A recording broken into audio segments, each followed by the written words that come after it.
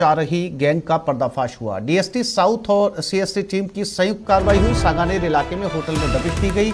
16 बदमाशों को पकड़ा गया। 9 बदमाशों के खिलाफ आर्म्स एक्ट में मामला दर्ज किया गया।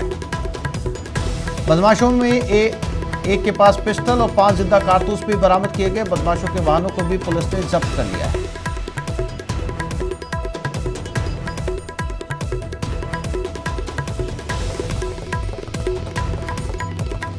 नौ बदमाशों के खिलाफ आर्म्स एक्ट में मामला दर्ज किया गया। एक पिस्टल बरामद की गई है। 5 जिंदा कारतूस बरामद किए गए। ये गैंग रंगदारी वसूलने का काम करता था और इसी आरोप में पुलिस ने इनको हिरासत में लिया है।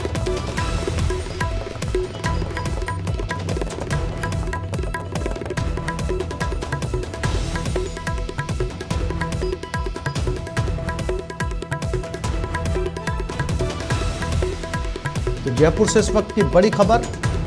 पुलिस ने 16 ऐसे बदमाशों को गिरफ्तार किया है जिनका रंगदारी वसूलने का काम था।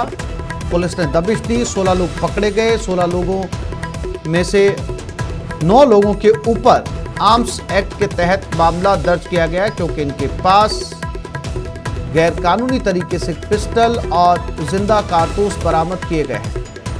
एक होटल में थे ये सभी 16 लोग। होटल में दबिश दी गई और वहां पर इन लोगों को गिरफ्तार किया गया।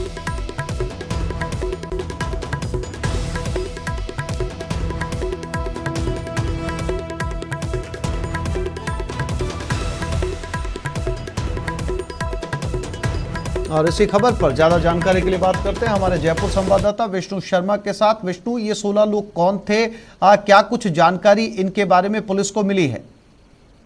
देखिए, अभी तक की जो प्रारंभिक जानकारी उसमें सामने आया कि हरियाणा की गैंग है। उसके अलावा जयपुर में जो है मनीष सैनी की एक गैंग है और दोनों गैंग मिलकर के ही जयपुर में फिरौती और जो रंगदारी है उससे जुड़ा हुआ उनका मामला सामने आ रहा है। बताया जा रहा है कि करीब 62 लाख रुपए की लेन देन का किसी कारोबारी से मामला है, जिसके लिए ये जो बदमाश हैं ये सभी जो है सांगानेर में किसी होटल में ठहरे हुए थे। लेकिन उसके पहले ही जो पुलिस को इनपुट मिला कि हरियाणा की जो गैंग है वहाँ के बदमाश जो जयपुर में आए हुए हैं।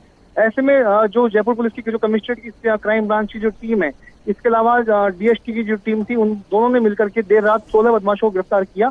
उनमें 9 बदमाशों के कब्जे से जो है हथियार बरामद किए। उनके खिलाफ आर्म्स एक्ट का मुकदमा दर्ज हुआ है। पुलिस अब पड़ताल करेगी कि वो कौन कारोबारी जिससे 62 लाख रुपए की लेन देन का हिसाब किताब चल रहा था और उससे रंगदारी वसूल की जानी थी। जी विष्णु, कुछ ऐसे नामों का खुलासा भी हुआ है जिनसे इस गैंग ने अब तक रंगदारी वसूली है? देखिए, इस बारे में जो है देर रात की जो है कार्रवाई थी। ऐसे में अभी तक जो है पुलिस ने पूरे मामले को लेकर अभी तक कोई खुलासा नहीं किया, लेकिन दोपहर बाद तक इस पूरे मामले में खुलासा होगा। फिलहाल जो है यही सामने आया कि हरियाणा की गैंग है। इसके अलावा मनीष सैनी जो है गैंग वो दोनों में शामिल थी और इन्हीं के बदमाश थे इस पूरी वारदात में। अब जो है कुछ दोपहर बाद तक इस पूरे मामले का खुलासा किया जाएगा। कारोबारी कौन है, इसके पहले भी क्या इन्होंने और कोई कारोबारियों से भी कोई रंगदारी और फिरौती की रकम वसूली है, नहीं वसूली है, इसको लेकर खुलासा दोपहर बाद तक होगा। जी विष्णु, जानकारी के लिए आपका धन्यवाद।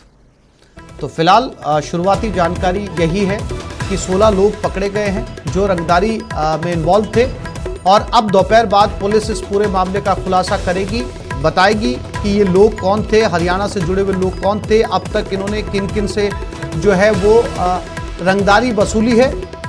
दोपहर बाद पुलिस इस पूरे मामले का खुलासा करने जा रही है।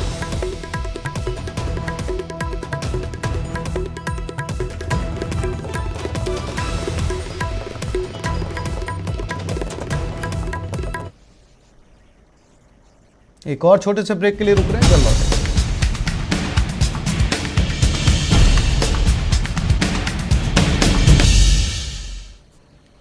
और ये खबर दौसा से है। Doctor Archana Sharma suicide case में जांच टीम जयपुर के संभागीय आयुक्त कुछ देर में लालसोट पहुंचेंगे। सीएम के निर्देश पर यह जांच कमेटी गठित की गई थी। पूर्व डीसी दिनेश यादव का तबादला होने के कारण जांच लंबी थी। डीसी विकास सीताराम भाले ने इसी महीने पदभार ग्रहण किया। सुसाइड केस में अब तक 10 आरोपियों की गिरफ्तारी हो चुकी है। तो दौसा से इस वक्त की खबर, बड़ी खबर, सुसाइड केस में जांच टीम आएगी। जयपुर के संभागीय आयुक्त विकास सीताराम भाले कुछ देर में लालसोट पहुंचने वाले हैं। सीएम के निर्देश पर यह टीम गठित की गई है।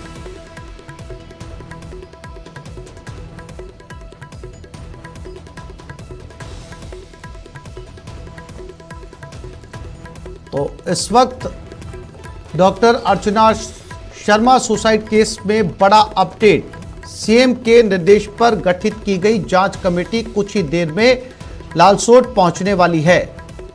पूर्व डीसी दिनेश यादव का तबादला होने के कारण जांच लंबित थी। डीसी विकास सीताराम भाले ने इसी महीने पदभार ग्रहण किया है।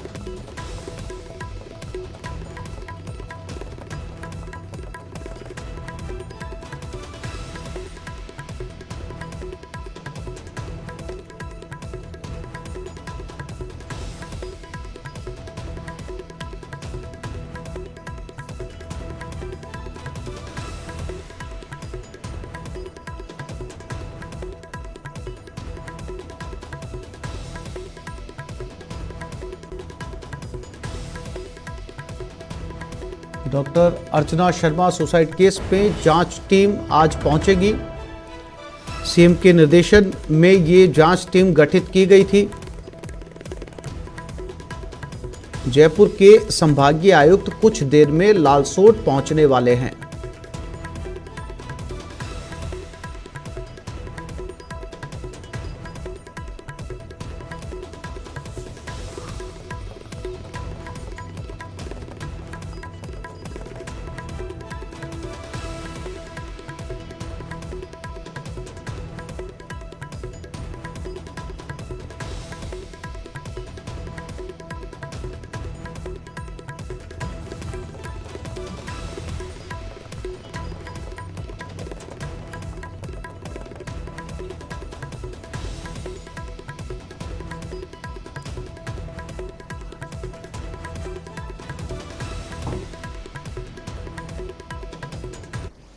अरुणाचल प्रदेश के दौरे पर लोकसभा अध्यक्ष ओम बिरला, स्पीकर बिरला अरुणाचल प्रदेश पहुंचे। विधानसभा भवन स्पीकर बिरला ने म्यूजियम का लोकार्पण किया। अरुणाचल विधानसभा भवन में यह म्यूजियम बनाया गया है। म्यूजियम में दिखाई देगी अरुणाचल में लोकतंत्र की यात्रा। अरुणाचल की विरासत और धरोहर की भी झलक यहां पर नजर आएगी। स्पीकर बिरला ने म्यूजियम की सराहना की। इतिहास से जुड़े रहकर आगे बढ़ना जरूरी है। लोकसभा अध्यक्ष के ओएसडी राजीव दत्ता भी उनके साथ रहे।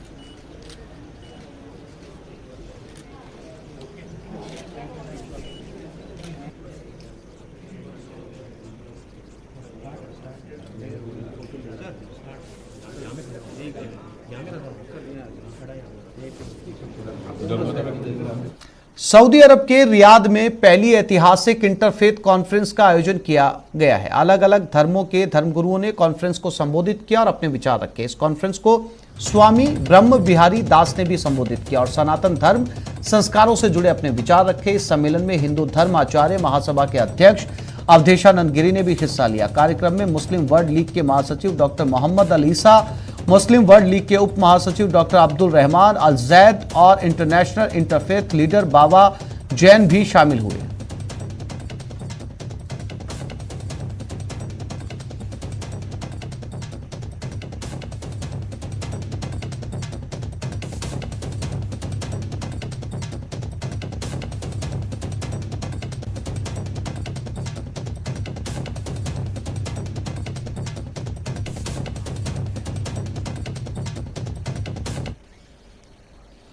सांगोद से कांग्रेस विधायक भरत सिंह ने भ्रष्टाचार पर एक बार फिर हल्ला बोलते हुए मुख्यमंत्री अशोक गहलोत के नाम पत्र लिखा है, जिसमें उन्होंने लिखा है कि चिंतन शिविर में भ्रष्टाचार पर भी चिंतन होना चाहिए। उन्होंने बिना किसी का नाम लिए पत्र में लिखा है कि खुलेआम भ्रष्टाचार में जो लिप्त है उन्हें पद मुक्त कर देना चाहिए। विधायक भरत सिंह ने इस पूरे मामले पर बात की हमारे संवाददाता योगेश त्यागी से।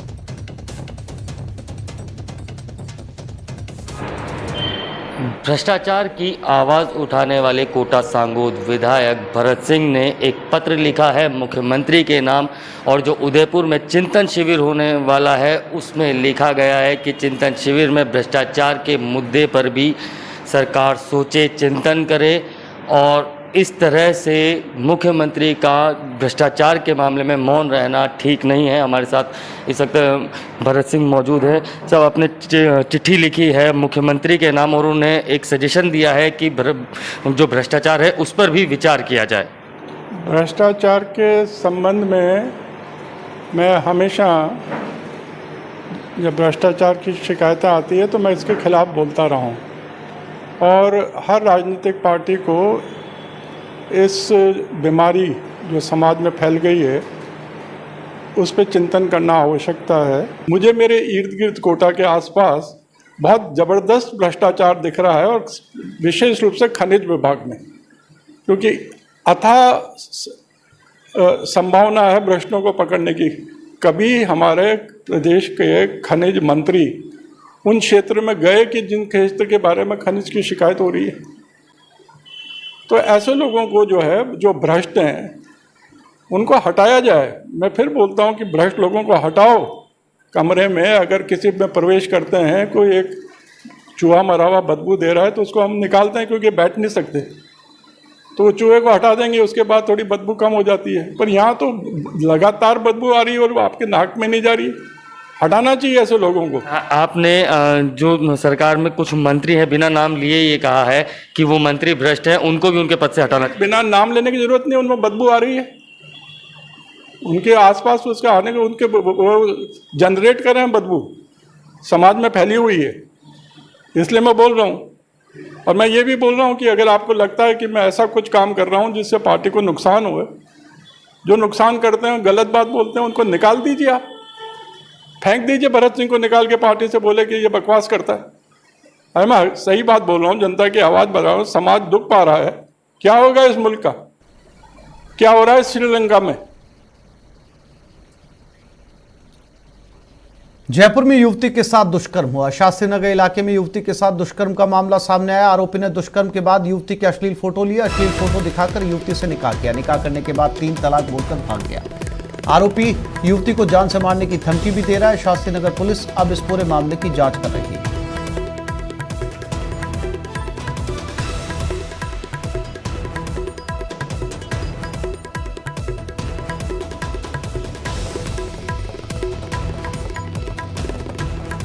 शास्त्री नगर में दुष्कर्म का ये मामला सामने आया है और जो जानकारी मिल रही है उसके मुताबिक आरोपी ने युवती के साथ शादी की और उसके बाद उसे डाइवोर्स देकर चला गया। युवती ने आरोपी के खिलाफ दुष्कर्म का मामला दर्ज करवाया है।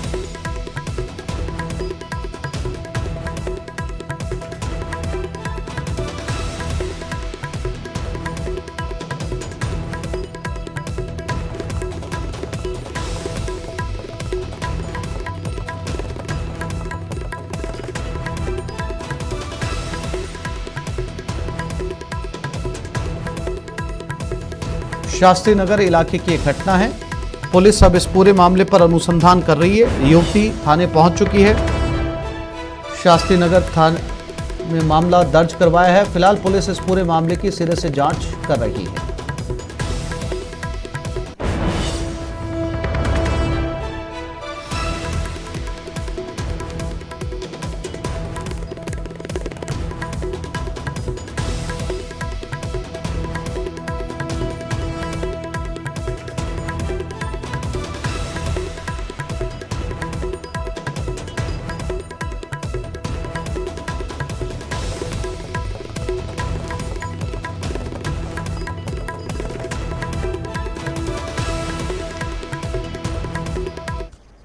तो इस बुलेटिन में फिलहाल इतना ही।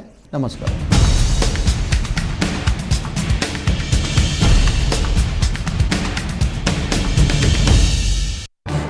इस न्यूज़ हेडलाइन